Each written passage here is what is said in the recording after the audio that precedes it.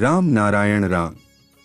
જ્યારે મનુષ્ય રામ નારાયણ રામનો આહ્વાન કરે છે ત્યારે તે માત્ર એક નામ નહીં બોલે પણ આખા બ્રહ્માંડમાં વસતા સર્વ જીવોનો પણ આહ્વાન કરે છે। દુનિયામાં ઘણા બધા દેવતાઓ છે પણ સૌની પૂજા તમે એકસાથે નથી કરી શકતા, તેથી મહાગુરુ બાલક બ્રહ્મચારીજીએ રામ નારાયણ રામના બીજ મંત્રને સમગ્ર બ્રહ્માંડ માટે આપ્યો, જેથી લોકો આ મંત્રનું જાપ કરી શકે અને બ્રહ્માંડની બધી શક્તિઓને બોલાવી શકે।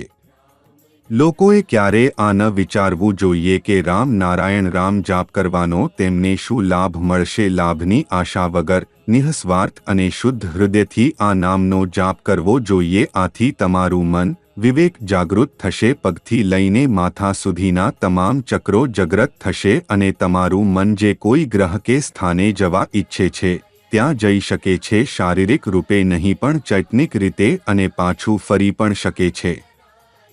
રામ નારાયણ રામ કરવાથી તમારી ચેતના અને વિવેક જાગશે, તમે સારો અને ખરાબ વચ્ચેનો ભેદ સમજવા લાગશો। તમે આ મંત્રનો જાપ કોઈ પણ સમયે કરી શકો છો। આ જાપ ડિપ્રેશનને દૂર કરે છે। માનવજાતે કુદરતના નિયમોનું પાલન કરવું જોઈએ, શાસ્ત્રોમાં લખેલા શબ્દોનું નહીં, કારણ કે એ તો માનવ દ્વારા લખાયેલા છે। એ બધું માનવનિર્મિત છે। ઈશ્વર તો દરેક જીવમાં છે, દરેક માટીના કણમાં વસે છે, હવા પાણી બધે છે।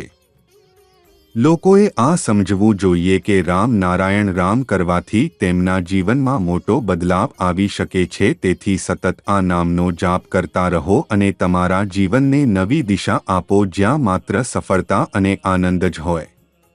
આજકાલ દરેક જગ્યાએ પરિસ્થિતિઓ બગડી રહી છે। લોકો સમજી શકતા નથી કે શું સાચું છે અને શું ખોટું। માણસનું ધર્મ તેના મન અને દિલમાં વસેલું હોય છે, એને અનુસરી લેવું જોઈએ। જ્યારે માણસ ભોજન કર્યા પછી સૂવા જાય ત્યારે તેને પોતાના પથારી પર જ બેસીને ધ્યાન કરવું જોઈએ। ધ્યાન પણ એક પ્રકારની પૂજા જ છે। તમે પોતે અલ્લાહના ભક્ત છો, તમે પોતે ભગવાન છો। પોતાને યાદ કરો અને પોતાને પૂછો, હું કોણ છું, ક્યાંથી આવ્યો છું, ક્યાં જવું છે, મર્યા પછી શું લઈ જઈશ।